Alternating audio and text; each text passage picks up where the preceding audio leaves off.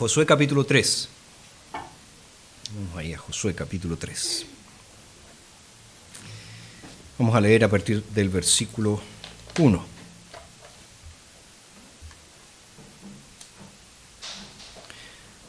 Seguimos en nuestra serie titulada Conquistando la Tierra Prometida. Y hoy entonces vamos a abordar una siguiente sección. Escuchemos con atención la palabra del Señor, palabra que es infalible, inerrante y suficiente. Josué se levantó muy de mañana y partió de Sitim con todos los hijos de Israel. Llegaron hasta el Jordán y pasaron allí la noche antes de cruzarlo. Después de 3 días, los oficiales pasaron por en medio del campamento y mandaron al pueblo diciendo: cuando vean que el arca del pacto del Señor su Dios es llevada por los sacerdotes y levitas, ustedes partirán de su lugar y marcharán en pos de ella, para que sepan el camino por donde han de ir, porque ustedes no han pasado antes por este camino. Pero entre ustedes y el arca habrá una distancia de unos 900 metros. No se acerquen a ella. Y Josué dijo al pueblo: purifíquense, porque mañana el Señor hará maravillas entre ustedes. Luego Josué habló a los sacerdotes diciendo: tomen el arca del pacto y pasen delante del pueblo. Entonces tomaron el arca del pacto y fueron delante del pueblo. Y el Señor dijo a Josué: desde este día comenzaré a engrandecerte ante los ojos de todo Israel, para que sepan que como estuve con Moisés, así estaré contigo. Tú mandarás a los sacerdotes que lleven el arca del pacto diciendo: cuando hayan llegado hasta la orilla de las aguas del Jordán, se detendrán en el Jordán. Cuando hayan llegado hasta la orilla de las aguas del Jordán, se detendrán en el Jordán. Y Josué dijo a los hijos de Israel: acérquense acá y escuchen las palabras del Señor su Dios.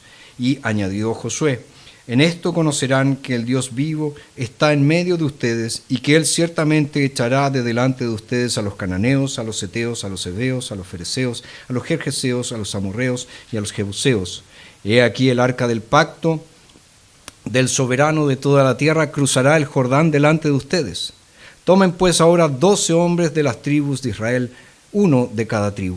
Cuando las plantas de los pies de los sacerdotes que llevan el arca del Señor, soberano de toda la tierra, se posen en las aguas del Jordán, las aguas del Jordán se cortarán, porque las aguas que descienden de arriba se detendrán como en un embalse. Sucedió que cuando el pueblo partió de sus tiendas para cruzar el Jordán, y los sacerdotes iban delante del pueblo llevando el arca del pacto, y cuando los que llevaban el arca entraron en el Jordán, en cuanto los pies de los sacerdotes se mojaron en la orilla del agua, el Jordán se llena hasta sus bordes todo el tiempo de la siega, las aguas que venían de arriba se detuvieron como en un embalse muy lejos de Adám, ciudad contigua de Zaretán. Entonces las aguas que descendían al mar de Arabá, es decir, al mar salado, se cortaron por completo. De este modo el pueblo cruzó frente a Jericó, y los sacerdotes que llevaban el arca del pacto del Señor estuvieron en seco, firmes en medio del Jordán, mientras todo Israel pasaba en seco, y hasta que todo el pueblo terminó de cruzar el Jordán. Cuando toda la gente acabó de cruzar el Jordán, el Señor habló a Josué diciendo: toma del pueblo 12 hombres, 1 de cada tribu, y mándales diciendo: tomen de en medio del Jordán, del lugar donde están firmes los pies de los sacerdotes, 12 piedras, las cuales llevarán con ustedes y las pondrán en el lugar donde han de pasar esta noche. Josué llamó a los 12 hombres, quienes habían designado de entre los hijos de Israel, 1 de cada tribu, y les dijo Josué: pasen delante del arca del Señor su Dios hasta la mitad del Jordán, y cada uno de ustedes tome una piedra sobre su hombro, conforme al número de las tribus de los hijos de Israel, para que esto sea señal entre ustedes. Y cuando sus hijos les pregunten en el futuro diciendo: ¿qué significan para ustedes estas piedras?, les responderán: las aguas del Jordán fueron cortadas ante el arca del pacto del Señor. Cuando ésta cruzó el Jordán, las aguas del Jordán fueron cortadas, por lo cual estas piedras sirven de monumento conmemorativo a los hijos de Israel para siempre. Los hijos de Israel hicieron como les mandó Josué. Tomaron 12 piedras de en medio del Jordán, como el Señor había dicho a Josué, conforme al número de las tribus de los hijos de Israel. Las llevaron consigo al lugar donde pasaron la noche y las colocaron allí. Josué también erigió 12 piedras en medio del Jordán, en el lugar donde estuvieron los pies de los sacerdotes que llevaban el arca del pacto, y están allí hasta el día de hoy. Los sacerdotes que llevaban el arca se quedaron de pie en medio del Jordán hasta que se cumplió todo lo que el Señor había mandado a Josué que hablara al pueblo, conforme a todo lo que Moisés había mandado a Josué. Y el pueblo se dio prisa y cruzó. Aconteció que cuando todo el pueblo acabó de cruzar, también cruzó el arca del Señor con los sacerdotes en presencia del pueblo. También los hijos de Rubén, los hijos de Gad y la media tribu de Manasés cruzaron armados al frente de los hijos de Israel, según Moisés les había dicho. Como 40,000 soldados listos para la guerra cruzaron delante del Señor hacia las llanuras de Jericó para la batalla. Aquel día el Señor engrandeció a Josué ante los ojos de Israel, y le temieron como habían temido a Moisés todos los días de su vida. El Señor habló a Josué diciendo: manda a los sacerdotes que llevan el arca del testimonio que salgan del Jordán. Y Josué mandó a los sacerdotes diciendo: salgan del Jordán. Aconteció que cuando los sacerdotes que llevaban el arca del pacto del Señor salieron de en medio del Jordán, y las plantas de sus pies pasaron al lugar seco, las aguas del Jordán volvieron a su lugar, desbordando todas sus orillas como antes. El pueblo salió del Jordán el 10 del mes primero, y acamparon en Gilgal, al este de Jericó. Josué erigió en Gilgal las 12 piedras que había traído del Jordán, y habló a los hijos de Israel diciendo: cuando en el futuro sus hijos pregunten a sus padres diciendo: ¿qué significan estas piedras?, darán a conocer a sus hijos diciendo: Israel cruzó en seco este Jordán, porque el Señor su Dios secó las aguas del Jordán delante de ustedes, hasta que acabaron de cruzar, de la manera que el Señor su Dios había hecho con el Mar Rojo, el cual secó delante de nosotros hasta que acabamos de cruzar, para que todos los pueblos de la tierra conozcan que la mano del Señor es poderosa, para que teman al Señor su Dios todos los días. Hasta allí entonces la lectura para hoy. La memoria es algo muy importante. Es más, podríamos decir que la memoria es algo indispensable. Basta pensar un poquito en aquellas personas que sufren Alzheimer, cómo la pérdida de la memoria se transforma en algo completamente terrible para ellos y para sus familiares. Se dice también que si no tenemos memoria, carecemos de identidad. No sabemos quiénes somos, no sabemos de dónde venimos, desconocemos, ¿verdad?, nuestro pasado. Y además, si no recordamos el pasado y aprendemos de él, lo más probable es que vamos a repetir los mismos errores una y otra vez. Ahora, la memoria desempeña un papel fundamental en la Biblia, y por eso es tan importante en este relato de la entrada de Israel en la tierra prometida.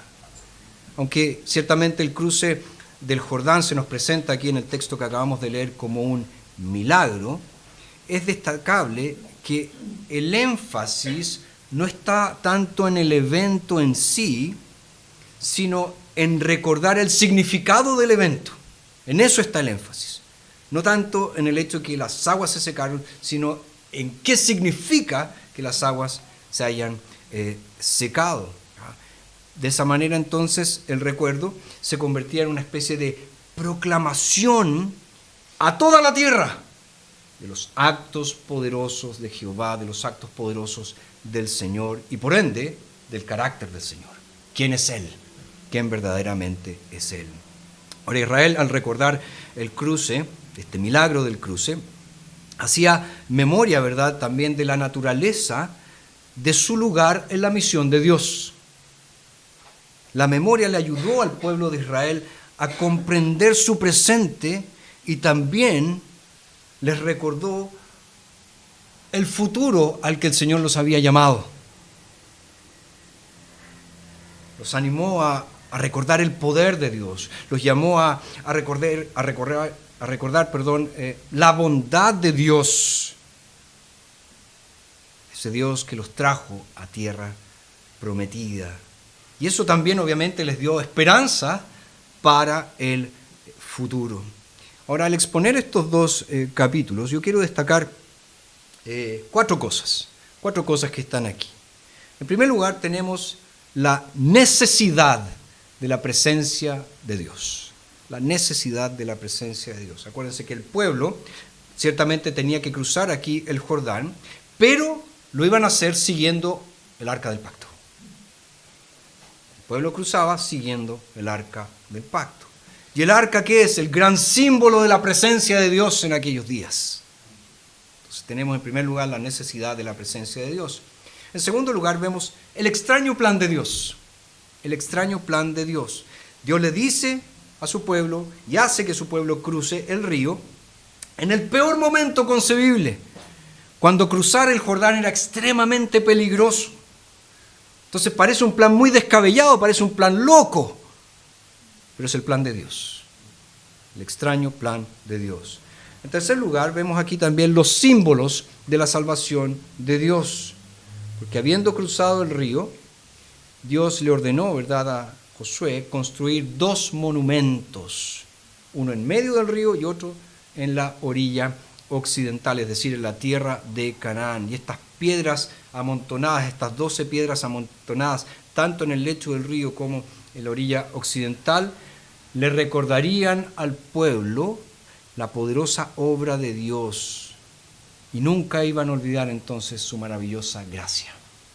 Su maravillosa gracia. Entonces está también allí eso. Y finalmente, en cuarto lugar, vamos a ver el tipo de los propósitos de Dios. Josué aquí es central en la historia, y eso es cierto.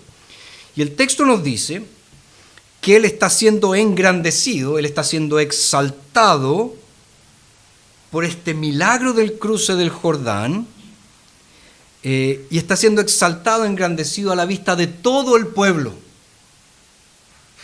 Pero, ¿por qué Josué está siendo exaltado de esa manera? Bueno, porque Josué es un tipo que, como vamos a ver, finalmente apunta a la persona del Señor Jesucristo. Y vamos a aprender mucho sobre la persona y obra de Jesucristo aquí con Josué. Entonces, con esto presente, nuestro tema para hoy es el siguiente: avanzando y recordando.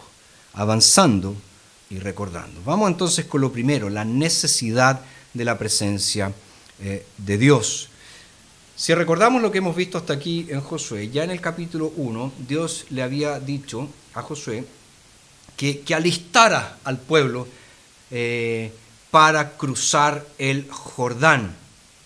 Y llevaban varios días preparándose, varios días esperando a orillas del río, listos para cruzar el Jordán. Ya los espías habían regresado y estaba entonces todo listo, todo preparado para finalmente realizar el cruce. Ahora, para destacar la importancia de este evento, el verbo hebreo pasar o cruzar es repetido en estos 2 capítulos 22 veces. 22 veces. Entonces, se usa el término con tanta frecuencia, no solo para decir que se está cruzando un río, no solo para decir, mira, en este momento se va a cruzar un río, no. Al repetirlo de tantas maneras o de tantas veces, se nos está diciendo que el río funciona como una especie de frontera. El río es un límite, es una línea de demarcación, es entonces un punto de transición. Más allá del río, todo va a ser diferente para el pueblo de Israel. Una vez cruzado el río, todo iba a ser diferente para los israelitas. Pensemos un poco en eso. En la orilla oriental, es decir, donde estaban antes de cruzar, eran peregrinos sin hogar, juzgados por Dios a causa de su incredulidad, abandonados a su propia suerte año tras año, sin establecerse en ningún lugar. Habían peregrinado 40 años en el desierto, pero en la orilla occidental finalmente estarían en casa, finalmente estarían en su hogar. La orilla oriental es el lugar de la turbación, la occidental es el lugar de descanso. La orilla oriental es un lugar desértico, la occidental es la tierra en la que fluye leche y miel. La orilla oriental es el lugar del desagrado divino. La occidental es el lugar de las bendiciones del pacto. El río Jordán entonces es la frontera entre ambas orillas. Y es por eso entonces que entendemos que el narrador ponga tanto énfasis en esto del cruce, en la cuestión misma del cruce. No es solo pasar del lugar A al lugar B. Es una transición de la maldición a la bendición.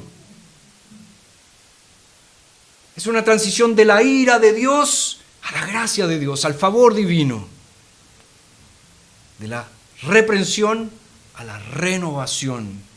Del vagar sin hogar a la ciudadanía del reino.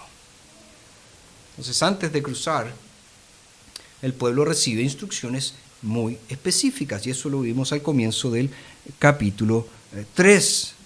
Y ojo que al pueblo no se le permitió cruzar cuando se le antojase, no se le permitió escoger la ruta, vamos a cruzar por aquí porque es mejor, no.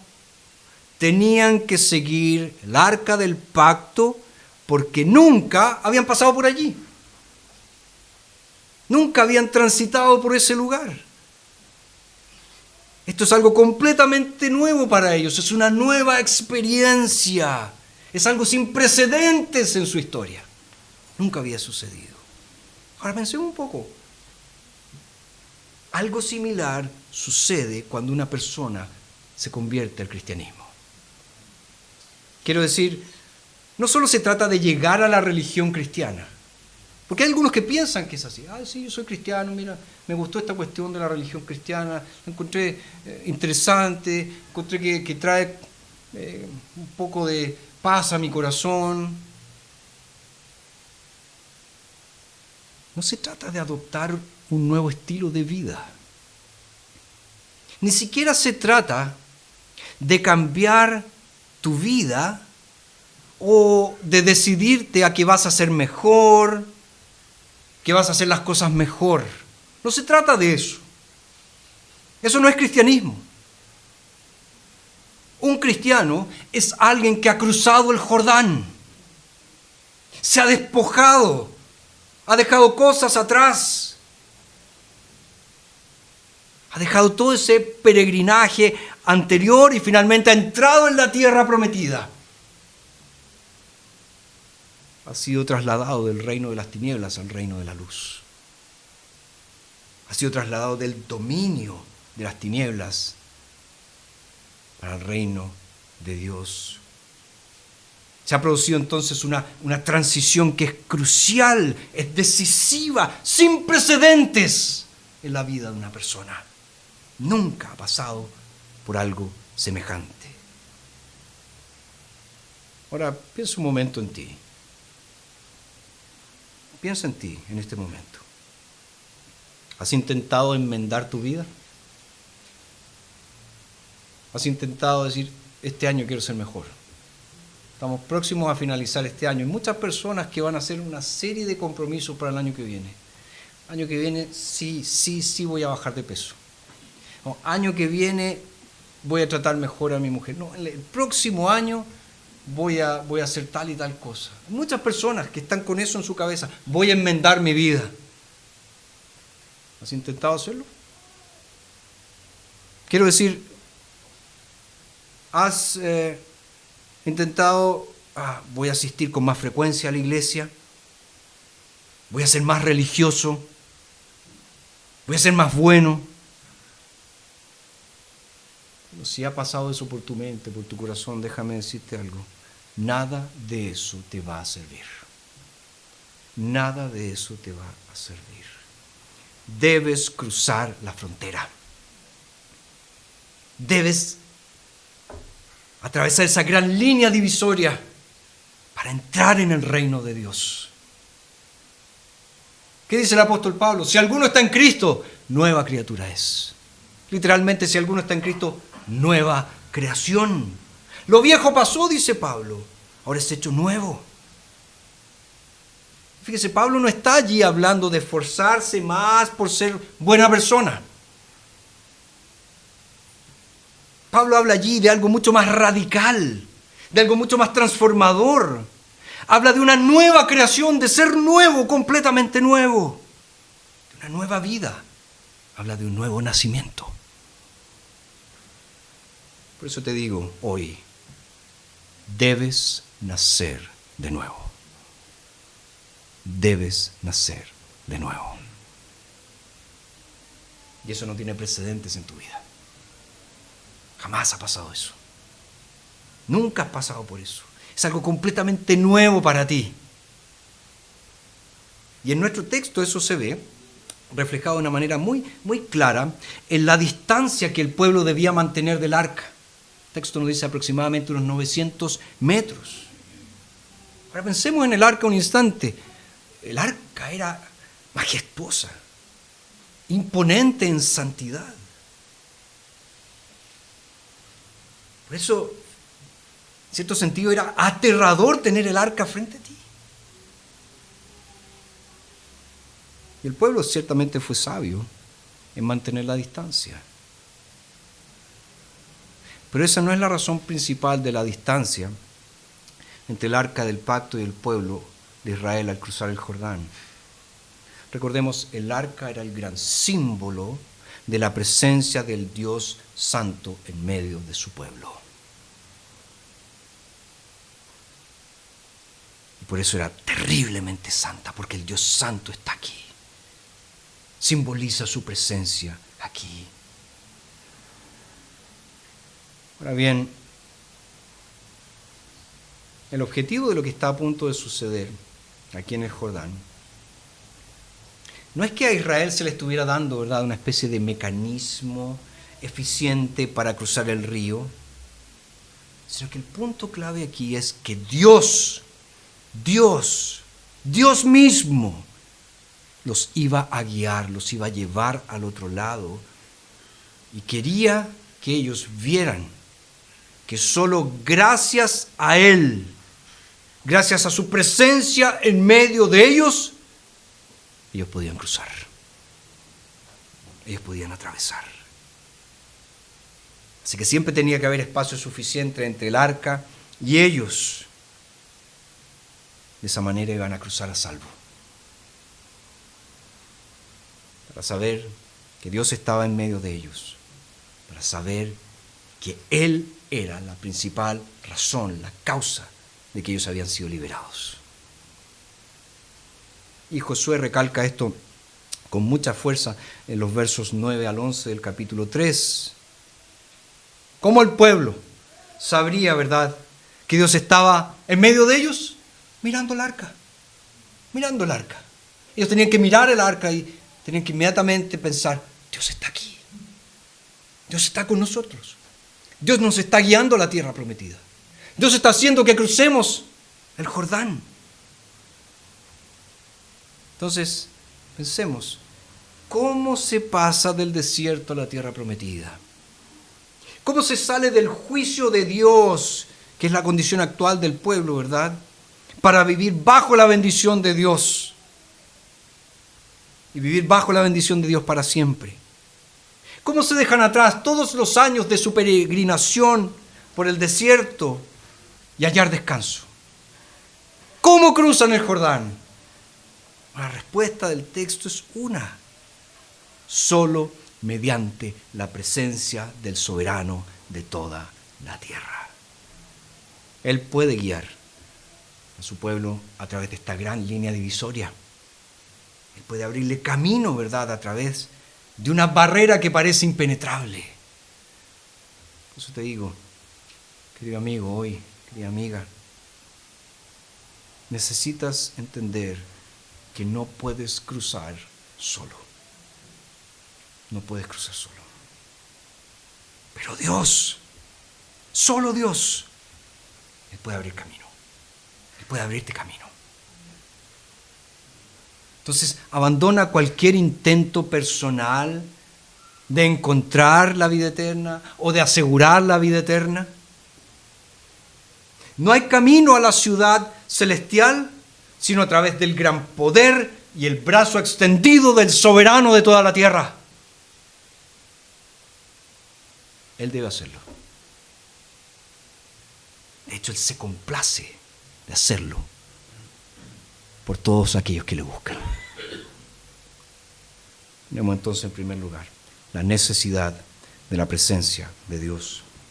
En segundo lugar, el texto nos habla del extraño plan de Dios. El extraño plan de Dios. Josué ya ha entregado el mandato de Dios al pueblo y vemos claramente que el plan es cruzar el río. El arca iba a descender al río cargada, ¿verdad?, por los levitas, y estos levitas serían acompañados por 12 hombres, uno de cada tribu. Y cuando los pies de los sacerdotes que cargaban el arca tocaran el agua, el Jordán iba a dejar de fluir y las aguas que descienden, ¿verdad?, nos dice el texto de arriba, se iban a acumular como en un embalse. Ese era el plan. Dios entonces promete un milagro. Yo voy a hacer aquí un milagro. Prepárense. Y en los versos 14 al 17 del capítulo 3 se relata el milagro. Tan pronto, ¿verdad?, como los sacerdotes que llevan el arca tocan las aguas se detienen. Ahora es importante notar que allí el narrador nos da cierta información de las condiciones del río en aquella época. El verso 15 del capítulo 3 nos dice que el río Jordán está inundado y que se desborda. ¿Cuándo? Cuando llega la cosecha. Y el capítulo 4, verso 19, nos da aún más detalles sobre el momento en que cruzaron, el 10º día del primer mes. O sea, ¿qué nos dice esta información, tanto del capítulo 3 como del capítulo 4? Que es primavera cuando se realizaba la cosecha. Fue en ese momento en que ellos cruzaron. Entonces, ¿qué sucedía en primavera en aquella región? Bueno, la nieve se derretía en los montes Hermón, las lluvias de marzo caían y convertían entonces el río Jordán en un torrente impetuoso. En un torrente impetuoso. Ahora, si uno quiere ser honesto, la mayor parte del año el Jordán no es una gran barrera. Es ancho, pero es poco profundo y tiene varios vados donde cruzar es muy sencillo, muy fácil. Excepto durante un breve periodo cuando es extremadamente caudaloso. Ahora la pregunta es, ¿por qué el Señor traería a su pueblo peregrino en este preciso momento, cuando el río está más caudaloso, cuando es imposible cruzar? Bueno, los hace esperar hasta ese preciso momento. Fíjense, si el pueblo de Israel hubiera llegado unas semanas antes, o incluso si se hubiera quedado en Sitim unas semanas más, el río no sería peligroso, sería fácilmente cruzable. Pero están ahí, frente al río, el pueblo, con niños pequeños, niños frágiles, con todo su ganado, con todas sus pertenencias, están allí y escuchan el ruido ensordecedor de las aguas caudalosas.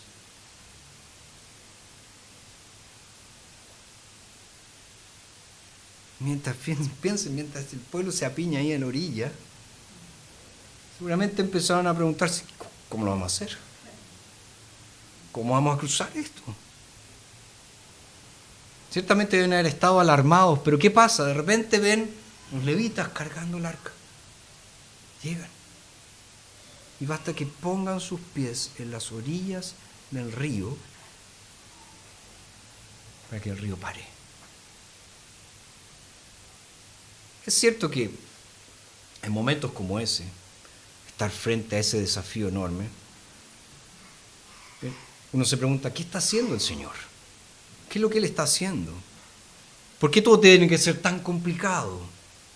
¿No podría haberlo hecho más fácil? Bueno, si nosotros damos un vistazo breve a las Escrituras, nos vamos a dar cuenta que, de hecho, este suele ser el modo de obrar escogido por Dios. No el camino fácil, sino el más difícil. Entonces te pregunto, ¿tú crees en tu vida que existen ríos que tú no puedes cruzar? Existen montañas en tu vida que tú dices, jamás seré capaz de escalar. O tienes amigos o familiares que tú crees que es imposible que se salven. Bueno, déjame decirte algo. Nada es imposible para Dios. Nada es imposible para Dios. Y es cierto, a veces Dios no toma el camino más fácil, sino el más difícil. ¿Para qué? Para demostrarnos que para Él no hay nada imposible. Y eso lo vemos en el ministerio del Señor Jesucristo. ¿Se acuerdan ahí en Juan 11? Cuando Él supo que Lázaro estaba enfermo. Jesús le dijo a sus discípulos, esta enfermedad no es para muerte, sino para la gloria de Dios, para que el Hijo de Dios sea glorificado por ello. Jesús escucha que Lázaro está enfermo. Y el texto nos dice que se queda 2 días más en el lugar donde estaba. No corrió donde estaba Lázaro para sanarlo. Se quedó hasta que Lázaro murió.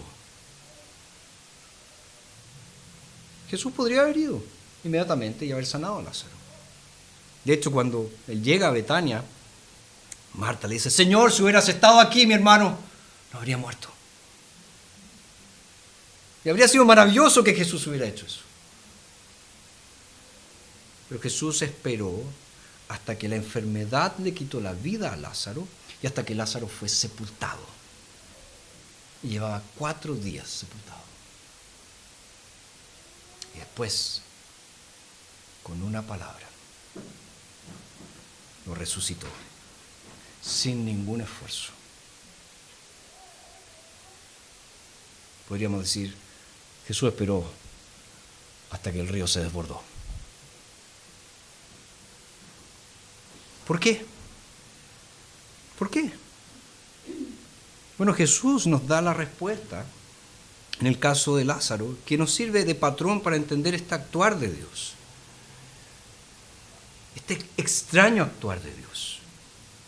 Jesús dijo que la enfermedad y muerte de Lázaro eran para la gloria de Dios, para que el Hijo de Dios se glorifique por medio de ello. Y también le dijo a sus discípulos que Él se alegraba a causa de ellos. ¿Para qué? Para que crean. Para que crean. Entonces, ¿se dan cuenta? El plan de Dios, cuando las respuestas de Dios no llegan rápido, cuando las cosas se ponen más difíciles, cuando el río se desborda, ¿qué está haciendo Dios? Te preguntas. ¿Por qué me lleva a este punto? ¿Por qué estoy justo aquí? ¿Por qué parece que todo se está desmoronando y mis oraciones no llegan, parece, al trono de gracia? ¿Qué está haciendo Dios? Bueno, Dios, Él está obrando para mostrar su gloria y para mostrar la suficiencia de su gracia en toda y cada una de nuestras necesidades. Y Él está obrando para enseñarnos a que confiemos en Él. No solo cuando el río es fácil de cruzar, sino cuando parece una barrera imposible de atravesar. Él quiere que aprendamos por las malas, si es necesario, que no hay ríos que Él no pueda detener. No hay barreras que Él no pueda superar. Y que no hay nadie tan perdido, tan estancado en su pecado que Él no pueda salvar. Entonces, segunda cosa, el extraño plan de Dios. En tercer lugar, los símbolos de la salvación de Dios. Cuando pasamos al capítulo 4, aprendemos, ¿verdad?, que el pueblo debía recoger 12 piedras, cargarlas, ¿verdad?, sobre sus hombros, desde el centro del lecho del río y erigirlas, ¿verdad?, en la otra orilla, en la orilla occidental, es decir, en la tierra de Canaán. Y luego, en el verso 9 del capítulo 4, vemos que Josué hace lo mismo, pero justo en medio del río. ¿Para qué? Para que cuando las aguas retrocedan, cuando las lluvias paren, cuando el deshielo ya no esté, entonces esas piedras que están ahí en medio del río, en el lecho del río, salgan a la superficie y esté también allí el monumento. Y se nos dice que fue lo que el pueblo hizo. Ahora la pregunta es, ¿por qué? ¿Por qué hicieron eso? Bueno, el texto lo responde. Es un memorial. Es un recordatorio de los actos poderosos de Dios. De hecho, el verso 6 y 7 del capítulo 4 dice, y cuando los hijos les pregunten en el futuro diciendo, ¿qué significan para ustedes estas piedras? Les responderán, las aguas del Jordán fueron cortadas ante el arca del pacto del Señor, cuando ésta cruzó el Jordán, y las aguas del Jordán fueron cortadas, por lo cual estas piedras sirven de monumento conmemorativo a los hijos de Israel para siempre. O sea, en el fondo estas piedras son un memorial de la salvación. Son un recordatorio de la salvación. Y de hecho en el verso 23 del capítulo 4 explica también que el cruce del Jordán fue una especie de recreación para una nueva generación del cruce del Mar Rojo. Dice, porque el Señor su Dios secó las aguas del Jordán delante de ustedes hasta que acabaron de cruzar, de la manera que el Señor su Dios había hecho con el Mar Rojo, el cual se secó delante de nosotros hasta que acabamos de cruzar. Entonces fíjense, hay una conexión aquí entre el Éxodo y el cruce del Jordán. Y esa conexión es crucial para que entendamos el texto. De hecho, el texto lo conecta en un par de ocasiones, aquí en el verso 23 y en el verso 19. Fíjense que el verso 19 dice, el pueblo salió del Jordán el 10 del mes primero. El 10 del mes primero. Esto a algunos le puede parecer poco importante, pero es un detalle esencial porque nos dice que fue ese mismo día, 40 años atrás, cuando se sacrificaron los corderos y con la sangre se pintó el dintel y los postes de las puertas para que el ángel de la muerte pasara sobre las casas de los israelitas y los primogénitos de Israel fuesen salvados. Es decir, se salvaran de la muerte. Entonces, ¿qué está haciendo Dios aquí? ¿Qué está haciendo? Bueno, todo este evento es un memorial, es un recordatorio de la salvación de Dios. Él libró a su pueblo de la muerte. Él libró a su pueblo del juicio. Ese es el mensaje. Por eso esas piedras, erigir estos monumentos, permitieron a Dios asegurarse de que su pueblo nunca olvidaría la salvación. Pero nosotros también tenemos símbolos de la salvación que Dios nos ha dado. Símbolos mucho mejores que estas 12 piedras. Curiosamente, nuestro texto, como ya mencioné, vincula lo que sucede aquí en el Jordán con la Pascua y con el cruce del Mar Rojo. Y ambos eventos también son mencionados en el Nuevo Testamento y nos dice que esos eventos apuntan ¿a qué? A la cruz de Cristo, a la cruz del Señor Jesucristo. La Pascua apunta a la cruz, de la cual la cena del Señor es el memorial. Y la liberación del Mar Rojo apunta a la remisión de los pecados asegurada en la cruz, de la cual el bautismo es su memorial. Así que estos dos montones de piedras que vemos acá en el texto predican el mensaje de la salvación, de esta salvación por gracia que Dios da a su pueblo. Pero insisto, nosotros tenemos mejores memoriales de la gracia, mejores, mucho más claros, mucho más completos. Tenemos los sacramentos del bautismo y de la cena del Señor que nos hablan, ¿verdad?, de este Cordero de Dios que murió por nuestros pecados. Nos habla de esta sangre que fue derramada para purificarnos de todas nuestras maldades. Nos hablan de Cristo, de nuestro representante, de nuestro sustituto, que murió en nuestro lugar. Acuérdense que cuando Jesús fue entregado y Él instituyó la cena, ¿qué dijo? Hagan esto en memoria de mí. Está diciendo, aquí les dejo un memorial. Aquí les dejo un recordatorio, para que nunca olviden la salvación que han recibido, para que nunca lo olviden. Debemos recordar la maravilla de nuestra salvación y el costo de nuestra salvación. Fue la sangre de nuestro Señor. Hemos visto entonces la necesidad de la presencia de Dios, el extraño plan de Dios, los símbolos de la salvación y por último el tipo en los propósitos de Dios. Esto está entretejido en toda esta historia.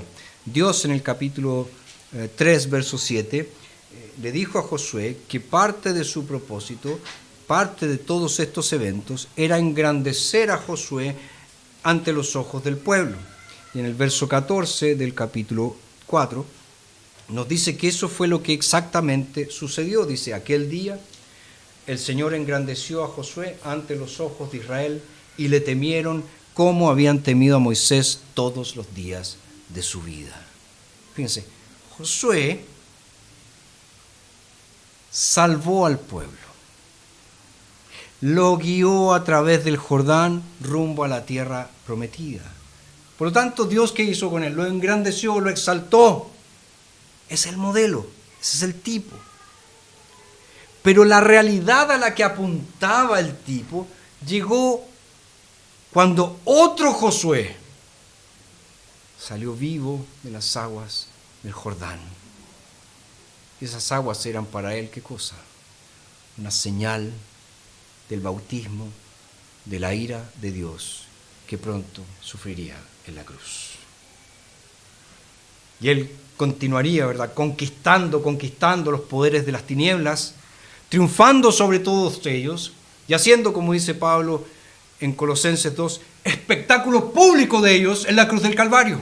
Es decir, demostraría la derrota absoluta de las tinieblas en la cruz. Por eso Filipenses 2 nos dice que Jesús fue obediente hasta la muerte y muerte de cruz, por lo cual Dios también lo exaltó hasta lo sumo y le otorgó el nombre que es sobre todo nombre, para que en el nombre de Jesús, Yeshua, Josué, toda rodilla se doble y toda lengua confiese que Jesucristo es el Señor, para gloria de Dios Padre. Entonces, ¿cuál es el punto clave de toda esta historia? Que Jesucristo es un Salvador perfecto, que Jesucristo es un Salvador suficiente. Él es el hombre de Dios, el único que puede guiarte con seguridad para cruzar el Jordán. En el libro de John Bunyan, ustedes saben que me encanta citar, ¿verdad?, El progreso del peregrino, se describe al final a dos personajes, cristiano y esperanzado, que están al final del viaje, rumbo a la ciudad celestial, rumbo a la herencia eterna. Y están a punto de cruzar, ¿verdad?, el río negro, el río oscuro, el río de la muerte, y llegar ahí a las puertas de la ciudad. Y Bunyan escribe: resolvieron pues pasar, pero entrando Cristiano en el agua, comenzó a hundirse, por lo que exclamó: me estoy hundiendo en aguas profundas, sus ondas me pasan por encima de la cabeza, la corriente me rodea por todos lados. Esperanzado luego le dijo: ánimo, hermano mío, toco fondo con los pies y verás que es firme. Cristiano dijo: amigo mío, estoy sobrecogido por los dolores de la muerte, ya no veré la tierra que fluye leche y miel. Y con esto, Cristiano se encontró en una gran y horrorosa oscuridad, tanto que no podía ver por dónde iba. Temía morir en ese río y no entrar nunca por la puerta. También perdió noción de todo, de modo que no podía recordar ni hablar sensatamente de ninguno de esos dulces consuelos que había encontrado en el camino de su peregrinaje. Lo que decía demostraba que su mente estaba dominada por el pánico y que tenía un miedo atroz. Aquí también lo asaltaron los recuerdos inquietantes de los pecados que había cometido antes y desde que había comenzado su peregrinaje. Veía demonios y espíritus malos, según decía. Esperanzado, pues, se vio en apuros tratando de mantener la cabeza de su hermano fuera del agua. Sí, de a momento se hundía y luego salía medio muerto. Esperanzado hacía todo lo posible para consolarlo, diciendo: hermano, veo la puerta y varones que nos esperan. Cristiano contestaba: es a ti a quien esperan. Has conservado tu esperanza desde el primer momento que te conocí.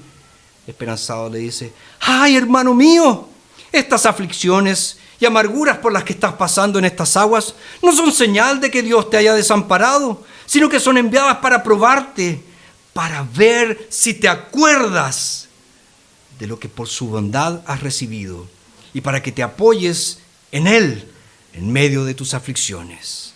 ¡Cobra ánimo! Jesucristo te salva. Ahora Cristiano exclamó: ¡oh! ¡Vuelvo a verlo! Y oigo que me dice: cuando pasares por las aguas, yo seré contigo, y cuando por los ríos, estos no te anegarán. Cobra ánimo, Jesucristo te salva. Cobra ánimo, Jesucristo te salva.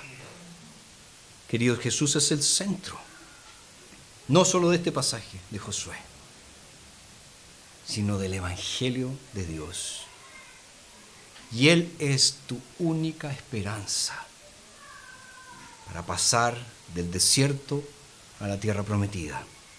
Es tu única esperanza para cruzar el río de la muerte y llegar a la ciudad celestial.